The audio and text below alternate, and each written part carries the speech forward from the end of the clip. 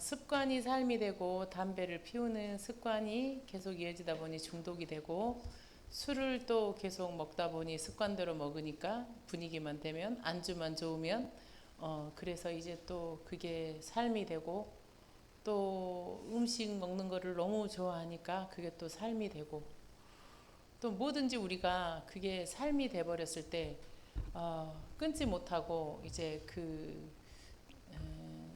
멸망의 삶을 살게 되기도 합니다. 심지어는 이것도 있어요.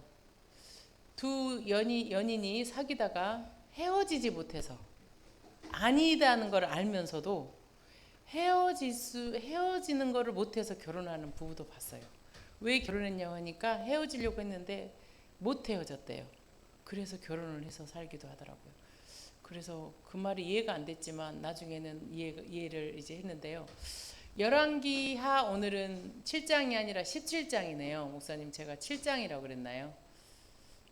17장인데 제가 그렇게 보냈나 봅니다. 열왕기하 17장까지는 이제 우리가 그 다음에 이제 데살로니가 전후서를 한다고 하는데 열왕기하 17장까지는 뭐냐면요.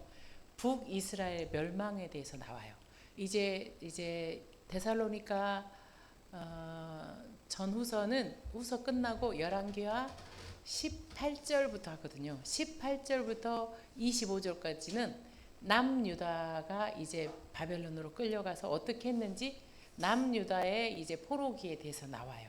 자, 그러면 이제 오늘까지 해서 열왕기하 17장 34절에서 41절 오늘 소토리 올려놓은 큐티를 마지막으로 해서 이제 마지막 북이스라엘이 바벨론으로 끌려가서 포로 때까지 거기에 앉아서 우리는 어디 여긴 누구 우리는 누구 여긴 어디 우리가 그렇게 출애굽하고 선민이 되었는데 왜 여기서 이렇게 포로 생활을 하고 있어? 뭐가 잘못된 거지?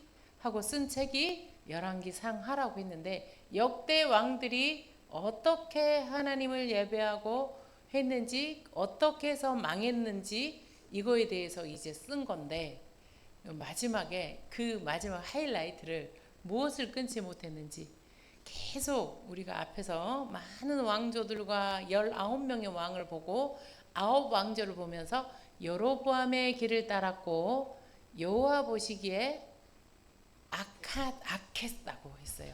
그게 이제 어떻게 마무리가 되는지 보겠습니다. 자, 34절 읽겠습니다.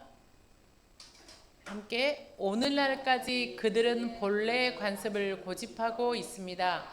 그들은 여호와를 경외하지도 않고 여호와께서 전에 이스라엘이라 이름하신 야곱의 자손들에게 주신 규례와 법도와 율법과 계명을 지키지 않고 있습니다. 자, 여기서 이 오늘날까지는 무슨 이야기였냐면 이 열왕기 상하를 지금 쓰고 있는 지금까지 이 저자가 쓰고 있는 지금까지 그들은 누구냐면요. 여러분 BC 예수님이 오시기 전에 722년에 북이스라엘이 망합니다. 이제 북이스라엘에서 우리가 세계 시간에 배웠죠. 아시리아라는 나라가 이제 뭘 하냐면 북이스라엘의 수도가 사마리아였거든요. 이 사마리아에서 혼혈 정책을 해요. 아수르에 있는 도시에 있는 사람들을 데리고 와서 북이스라엘에 있는 사람들하고 혼인을 시켜요. 그래서 혼혈을 만들어요. 그래서 이렇게 혼혈을 만들었는데 이들이 이제 전혀 하나님을 모르고 아시리아 사람들이 전혀 모르고 이제 이스라엘에서 살다 보니까 어떤 일이 벌어졌냐면 이제 우상을 섬기는 거죠. 그래서 하나님께서 이들을 한번 세게 심판했어요. 죽으니까 이제 아수르에서 거기에서 베델 출신의 제사장을 사마리아로 보내서 하나님을 어떻게 예배하는지 가르쳐 줬어요. 근데 잠시 그렇게 가르쳐 줬는데 여전히 예배를 가르쳤지만 여전히 어떻게 했다? 그들은 거기에서 그 혼혈로 혼합 종교를 가진 그들은 본래의 관습을 고집하고 있었습니다. 뭐예요? 옛날에 자기 신으로 돌아가 버린 거예요. 자, 지키지 않고 있었어요. 지금 이 저자가 열왕기 상하를 쓸 때까지 이전 풍습을 가지고 이제 고집하고 있었습니다. 여러분, 이런 모든 나쁜 습관은 관성의 법칙에 따릅니다. 관성의 법칙이 뭐죠? 이렇게 달려가다가 멈추지 못하고 계속 가는 그 힘을 관성이라고 하거든요. 자, 그 본래의 관습을 고집하고 계속 가고 있어요.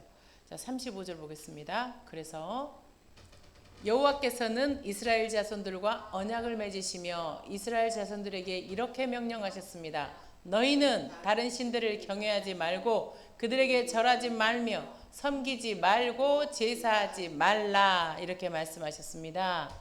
자, 이것이 무슨 말입니까? 너희는 다른 신을 경외하지 말고 이제 35절부터 40절까지는 뭐냐면 그 전에 이제 출애굽을 했을 때 하나님께서 이제 이스라엘 백성들에게 말했던 거예요. 그런데 이걸 반대로 말하면 다른 신들을 경외하고 그들에게 절하고 그들을 섬기고 그들에게 제사를 다른 신들에게 했다는 말입니다. 여러분, 경외라는 말은 어떤 말입니까? 존경하고 두려워한다는 말입니다. 이것을 영어로 찾아봤는데 worship입니다. worship, 예배한다는 겁니다. 이것은 다른 신들을 궁극적인 대상으로 삼은 겁니다. 다른 신들을 궁극적인 대상으로 삼았고요. 그 다음에 절한다는 것은 무엇입니까, 여러분? 행동으로 그 다른 신들을 궁극적인 목표로 삼고 그 목표를 향해서 내가 행동으로 나타내는 게 절하는 겁니다. 자, 섬긴다는 것은 무엇입니까? 내가 그 다른 신들의 하나님보다 더 귀중하게 생각하는 것에 종이 되어버리는 것입니다. 그 다음에 제사한다는 말은 무엇입니까? 여러분, 저는 6월, 7월쯤에 어떤 여호수아 선교회 어떤 미국에서 오신 목사님이 이런 말씀을 하셨어요. 그 신교대 세례식을 하는 제가 이번에 그 주일날 갔던 그 선교회가 여호수아 선교회인데요. 미국에서 어떤 목사님이 그 모임을 최초로 만드셔서 이제 그거를 후원하시고 이제 군 전역한 분들이 모여서 그렇게 이제 세례식을 지원하고 있어요. 구체적으로 세례식을 지원하는 것은 목사님들이 가서 세례도 베풀지만 햄버거를 줘요. 전 병사들에게. 그래서 한 번 세례식을 할 때마다 200~300만 원이 드는데 이 목사님이 하신 말씀이 잊을 수가 없어요. 저를 소개할 때 하윤이 할아버지가 저를 소개할 때 이렇게 그 목사님한테 새로 오신 회원입니다. 저희 하윤이랑 도서관을 이끄는 목사님이신데 아들이 군인이고 이래서 이제 그렇습니다. 그리고 뭐 그래서 뜻이 있어서 좋을 것 같아서 왔습니다. 그런데 이 목사님은 여기 오면서 첫 달부터 회비를 냈습니다. 회비가 2만 원밖에 아닌데 회비를 냈습니다. 이 말을 하는데 제가 좀 겸언쩍었어요. 회비를 냈습니다. 그 말을 왜 하실까? 그랬는데 이 목사님 말씀이 너무 놀라웠어요. 예물이 없는 게 어떻게 예배냐 이러셨어요. 우리가 세례식을 하러 가는 것이 예배잖아요. 그런데 예물을 가지고 가지 않는 것이 어떻게 예배냐? 내가 여호수아 선교회에 입단을 하고 세례식을 베풀고 예배하기로 했으면 헌신하고 예물을 드려야 한다. 이 말씀이 맞았어요. 이 말씀이셨어요. 무엇이냐면 여러분, 헌신이 없는 예배는 제사가 아니라는 거죠. 여러분, 예수님의 희생 제물이 예수님의 제사였잖아요. 우리가 어떻게 예수님이 죽으심으로 예수님이 희생 제물이 되셨잖아요. 그 예수님을 우리가 본받는 거잖아요. 그런데 우리가 예배하면서 헌신이 없는 거, 예배하면서 예물이 없는 거, 그것은 예배가 아니다. 이렇게 그 원로 목사님이 규정을 하시더라고요. 이 지금 섬기지도 말고 제사하지도 말라는 것은 이런 것입니다. 제사한다는 것은, 제물을 바친다는 것은 물질과 건강과 시간과 자기의 비용을 바친다는 것입니다. 왜냐하면 그게 가치가 있으니까요. 내가 헌신할 만한 충분한 가치가 있고 이유가 있고 목적이 있고 근사하고 고상하고 멋진 일이기 때문에, 한 영혼을 살리는 것이 그런 것이기 때문에, 하나님을 높이는 것이 그런 것이기 때문에 우리는 제사하는 것입니다. 물질로 헌신하고 헌금을 드리고 또 몸으로 그렇게 봉사하고 제물을 바치고 시간을 드리는 것입니다.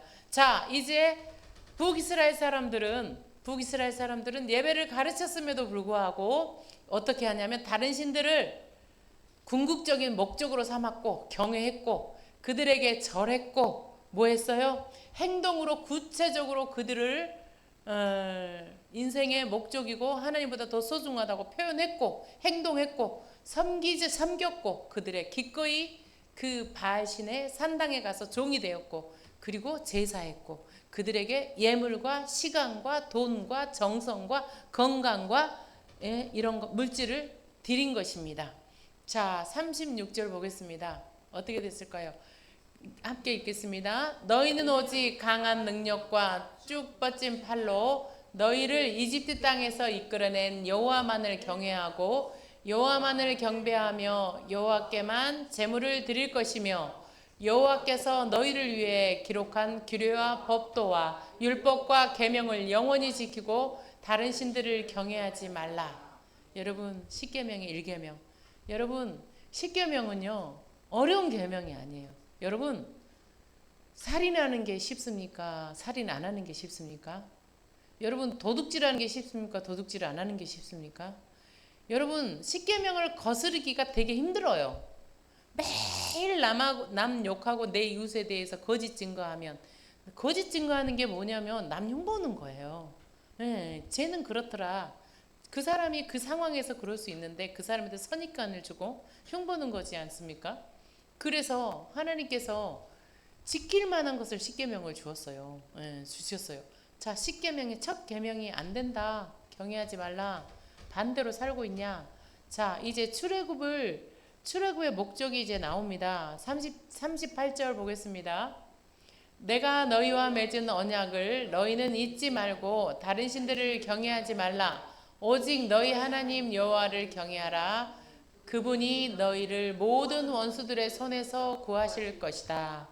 아멘. 여러분, 출애굽이 이스라엘 백성들이 할 만한 사건이었어요. 출애굽이 이스라엘 백성들이 이거 실행할 만한 사건이 아니었지 않습니까? 오직 은혜로 하나님께서 이제 마지막에 애굽을 탈출해서 10재앙 가운데 홍해 바다가 있고 거기에서 이제 막 파도가 일렁이고 뒤에는 이집트 군사들이 다다다다다다 쫓아올 때 하나님께서 뭐라 그러셨어요? 바카테. 너희는 베케이션의 어원. 베케이션은 뭐예요? 방학, 휴가. 맞죠? 네. 바카테. 가만히 있어. 내가 하는 걸 봐. 어떻게 가만히 있어? 뭐라도 해야지. 물이 저렇게 있고 뒤에 쫓아오는데 애기는 울고 어떻게 뭐라도 해야지. 바깥에 가만히 있어. 그리고 너희는 내가 어떻게 하는지 봐. 나는 너의 하나님이야. 자, 이렇게 했어요. 하나님이 오직 은혜로 이제 은혜를 베풀어 주셔서 이렇게 나오고 했고 과거에 그랬대. 과거에 우리를 애굽에서 이렇게 건져내 주셨어요. 여러분, 건져내는데 여러분 그 건짐을 당하는 사람이 뭘 했어요?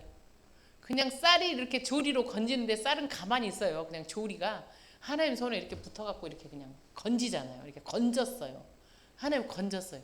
그리고 이제 미래에 어떻게 할 거냐면 그렇게 내가 건졌어 너희들을 애굽에서 탈출했어 너희들은 언약을 잊지 말고 경외해. 그러면 그분이 너희를 모든 원수들의 손에서 앞으로 또 구할 거야. 미래에 대해서 하나님이 약속해. 구했고 또 구할 거야. 구했고 또 구할 거야. 잊지 마세요. 구했고 또 구할 거야. 40절 보겠습니다. 함께 읽겠습니다. 그러나 이 민족들은 듣지 않았고 본래의 관습을 고집했습니다. 이렇게 그들은 여호와를 경외하고 또 우상을 섬겼습니다. 그리하여 오늘날까지도 그들의 자자손손이 그 조상들이 하던 대로 계속하고 있었습니다. 여러분, 이스라엘 백성들이 이제 이방의 포로로 잡혀갔을 때 바벨론의 포로 생활 때 우리는 왜 그렇게 하나님의 은혜를 받았는데 지금 이렇게 찌질하게 노예로 살고 있지? 그러면서 기록되었던 책들입니다. 이방의 포로에서 잡혀가서 그런데 지금 41절 보겠습니다. 포로로 잡혀갔어요. 쫓겨갔어요. 그런데 오늘날까지도 그 자자손손이 그 조상들이 하던 대로 계속하고 있었습니다. 여러분, 북이스라엘은 포로로 잡혀가서도 정신을 못 차렸던 겁니다. 여러분, 누구가 하나 잘못을 했을 때 사람이 당할 수 있는 진짜 괴로울 때, 내가 누군가를 위해서 유해를 가했고 그렇게 죄를 졌는데 그것을 내가 그대로 받을 때 있지 않습니까? 그럴 때 등골이 오싹하죠. 와, 더하기 빼기 확실하시네. 그런데 여러분, 그것은 뒤집어 생각하면 굉장히 축복의 시간입니다. 누가 잘못했을 때 뒤통수 한 대 확 후려 갈겨주는 거는 축복입니다. 꽃봉오리입니다. 왜냐하면 그거 이제 결산하고 정산하고 새로운 삶을 살 수 있는 굉장한 밑거름이 되니까요. 그런데 지금 북이스라엘은 정신 못 차렸어요. 여러분, 어떤 장로님이 이런 말씀을 하셨어요. 하나님은, 예수 그리스도는 내 마음에 계신다. 내 중심에 계신다. 그런데 우리 아버지가 한 말, 우리 조상들이 했던 것들은 내 뼛속에 있다. 무섭죠. 무섭죠.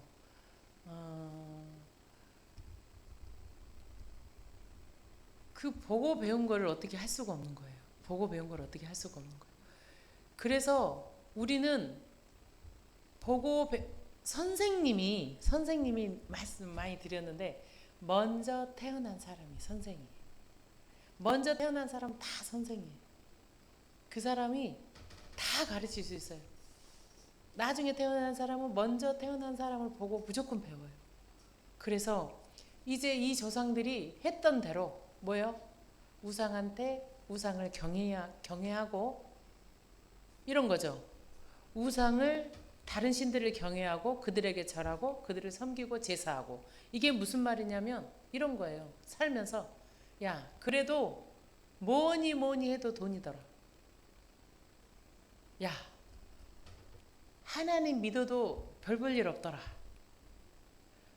야, 그 집은 그렇게 4명 다 그러는데 뭐 그래, 그저 그래. 믿음의 사람들을 경멸합니다. 교회 안에서 학벌과 지위와 이런 것들이 서서히 이렇게 견고해집니다. 제가 서울대학교만 나온 그 교수님들과 목사님들이 모임에 한번 가봤는데요. 대단하시더라고요. 그래서 거기는 서울대가 안 나오면 성경 공부도 못 하더라고요. 학부만. 이렇게 하시더라고요. 그런 분들만 모여 있는 분이 있더라고요. 그래서 저는 서울대를 안 나온 사람으로서 굉장히 쫄았습니다. 왜냐하면 나한테 첫 마디가 학부 어디 나왔냐고 물어보니까 서울대는 유아교육과가 없거든요. 그래서 이제 그렇게 물어봤을 때 제가 저는 서울대에 안 나왔습니다. 그러니까 사람들이 이렇게 쳐다보더라고요. 안 나왔는데 왜 여기 왔어? 이렇게. 예. 네, 이런 것들이 이제 교회 앞에 이렇게 배려되지 않고 이런 것들이 좀 어렵죠. 이런 것들이 이제 우리는 알게 모르게 문화를 통해서 이제 하나님보다 살짝 더 혼합되는 중요한 것들이 생기기 시작합니다. 어떻게든 이제 복음은 문화의 옷을 입고 있을 수밖에 없어요. 그렇지만 변질이 되면 안 되는 것이죠. 자, 우리나라가 처음에 기독교가 들어왔을 때 뭐가 제일 힘들었어요? 제사. 그래서 기독교와 심하게 충돌을 합니다. 뿌리 깊은 조상 제사와 이제 십계명을 어기냐 안 어기냐, 이걸로 이제 우리는 심하게 갈등을 했고, 그것들로 인해서 지금 이제 기독교 문화가 이렇게 이제 서서히 우리나라에도 뿌리가 내리고 있습니다. 합리적인 문화라는 그런 틀을 얻고, 이제 또 우리는 본래의 관습에 따르는 그 외국의 유명한 목사님들이 오셔서 한국 교회를 보면서 한국 교회 장로님 2분 계신데 죄송합니다. 한국 교회 장로들을 보면 잘 훈련받고 잘 배운 공자들의 제자 같습니다. 이런 말씀을 이제 했습니다. 물론 목사님들에도 했습니다. 이것은 우리가 어쩔 수 없는 그 기존에 살아온 문화를 애써 우리가 이렇게 바꾸려고 하지 않았을 때 우리에게 그대로 스며들어서 그게 교회 안에 고착화되는 그런 부정적인 이미지로 말했던 것 같습니다. 여러분, 이제 17장까지 북이스라엘의 멸망이 기록되어 있습니다. 이들은 멸망을 하고 포로 생활을 하고 실패를 하고 다 죽게 생겼어도 반성하지 않았고 돌아보지 않았고 그래서 계속 그렇게 살다가 이름도 없이 형체도 없이 북이스라엘은 그냥 없어져 버립니다. 자, 그러면 이제 다음 달부터 할 18장부터는 남유다의 역사가 나옵니다. 남유다는 586년에 한 북이스라엘 망하고 140년 정도 뒤에 이제 망하는데 똑같이 바벨론으로 끌려갑니다. 여러분, 남유다가 바벨론으로 끌려갔을 때 어떻게 살았는지 그 성경이 뭐냐면 다니엘서입니다. 어떻게 했습니까? 금신상에 절하지 않고 왕이 준 음식 먹지 않고 우상 옆에 올렸던 음식 먹지 않고 다니엘과 세 친구들을 필두로 해서 그것에 대해서 우리는 하나님의 백성이야. 우리는 예배하는 사람이야. 우리는 하나님만 경외해. 이 슬로건으로 이제 남유다는 그렇게 회복되면서 결국은 포로 귀환을 하는 다시 이스라엘로 돌아오는 그런 역사를 열왕기 하는 이제 말해줄 것입니다. 140년 지난 후에도 이제 남유다는 너무나 북이스라엘과 다르게 북이스라엘은 엄마 아빠가 살던 대로 조상이 살던 대로 자식이 또 배우고 또 배우고 또 배워서 자 그렇게 이름도 없이 형체도 없이 그렇게 망해버렸는데 3대가 다 망하면 망하는 거죠. 할아버지 죽고 아빠 죽고 손주 죽으면 그 집안은 망하는 것이죠. 자 그렇게 망해 나갔습니다. 남유다는 그렇게 하지 않았습니다. 예배해야 하는구나. 하나님 말씀에 순종했어요. 그 책이 뭐라 그랬죠? 다니엘서와 에스겔서입니다. 자 이제 우리는 하나님께서 하나님만 경외하고 그 다음에 그 말씀을 지키면 우리를 지금까지 구원하신 것처럼 출애굽 시킨 것처럼 이제 우리는 앞으로도 하나님께서 뭐라고 하셨어요? 모든 원수의 손에서 구하실 것이다. 바벨론에 끌려갔어도 다니엘과 세 친구처럼 예배하고 그 율법과 계명을 지켰더니 어떻게 했어요? 다시 포로 귀환됐습니다. 구원하셨습니다.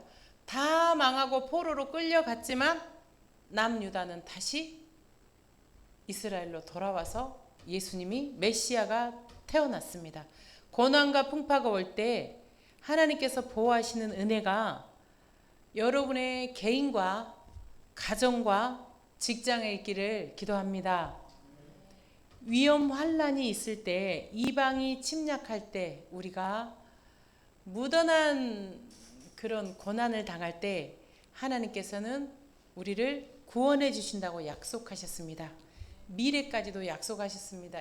이 말씀을 믿으십니까? 여러분 우리는 분명히 역사를 배웁니다. 역사를 그 찬란했던 고구려는요 영계소문 아들들이 왕위를 다투다가 망해버렸어요. 어떻게 됐어요? 네, 저 귀퉁이에 있던 신라가 당나라의 힘을 빌려서 나라를 반토막 만들었어요. 그를 통일이라고 우리는 얘기를 하죠. 여러분 우리는 살다가 힘든 일을 당해요. 안 당해요? 당해요. 그때 한 번쯤 멈춰서서 우리는 생각해 볼 일이에요. 왜 이런 일이 생길까? 하나님께서는 우리가 예배로 돌아오기를 다시 하나님만 사랑할 수 있도록 우리를 괴롭히세요. 여러분 이게 불행입니까? 네, 뒤통수 한 대 확 후려 갈겨줄 수 있는 것이 축복이고 꽃봉오리인 것입니다. 여러분 아이들을 가르치다 보니 그런 마음이 들어요. 세상에서 가장 위대한 사람은 누군가가 어떤 말을 해줄 때 그걸 고치는 것이, 고칠 수 있는 사람, 너무 훌륭한 사람이에요. 겸손한 사람이고 자기가 부족하다는 것을 아는 사람인 것 같습니다. 그 일을 어린이들이 잘해요. 그래서 어린아이와 같지 않으면, 그런 맥락에서 나온 말이지, 어린이들은 결코 착하지 않아요. 결코 순수하지 않고요. 결코 순하지 않아요. 그들은 드세고요. 이겨먹고요. 정말 고집도 세고 그렇지만 그 아이들은 어떤 조금만 애정을 가지고 이 안달복달하면 고쳐요. 그리고 훈련 받을 수 있고요. 여러분, 유다는 깨달았고 북이스라엘은 돌아오지 않았습니다. 여러분, 무엇을 끊어야 할까요? 여러분에게 이제 우리의 내 몸속에 이제 체득이 되어버려던 예습관, 그런 것들이 버려지고 그런 중독된 것들이 끊어지고 여러분이 폐활량이 커지고 여러분의 몸이 회복되고 그런 중독된 것들이 끊어져서 그렇게 회복되기를 소원합니다. 그리고 그들의 자자손손이 그들이 우리가 하던 대로 계속해서 여호와의 날에 원수의 손에서 구원받는 그런 역사가 여러분의 개인과 여러분의 지방과 여러분의 가문에 있기를 예수 그리스도 이름으로 축원합니다. 기도하겠습니다. 아버지 하나님, 감사합니다. 이제 유다는 깨달았고 북이스라엘은 돌아오지 않았습니다. 부모가 그렇게 살았습니다. 조상이 그렇게 살았습니다. 결국은 산당을 선택했습니다. 하나님을 찾지 않고 은혜를 선택하지 않고 뭐니 해도 돈이 최고지. 하루쯤 한 번쯤 그러면 어때? 예배를 우습게 여기기 시작했습니다. 아주 처음부터 그런 건 아니었습니다. 하나님께서 우리를 죄에서 구원하여 주시고 출애굽시킨 이유가 무엇입니까? 하나님, 무엇입니까? 그것을 잊지 아니하고 하나님, 문화라는 이름으로 나에게 온 하나님이 싫어하는, 하나님이 원치 않는 것이 끊어지게 하여 주시옵소서. 거룩한 변화가 우리에게 있게 하여 주시옵소서. 하나님의 문화로 이 세상을 바꿔주시고 우리가 우리 대에서 이 나쁜 영향력들을 끊게 하여 주시옵소서. 하나님, 성령 하나님, 우리와 함께 하셔서 보이게 하시고 드러나게 하셔서 그것들이 끊기게 하여 주시옵소서. 하나님, 합리화하며 먹고 살려고 그랬지. 그 형편되면 다 그래. 하나님, 그런 감상에, 그런 나만의 긍휼에 젖어 있지 아니하고 오직 주의 능력으로, 주의 법규로, 십계명으로 비추어 하나님 절연히 끊게 하여 주시옵소서. 핑계대지 않게 하여 주시옵소서. 예수 그리스도 이름으로 기도합니다. 아멘.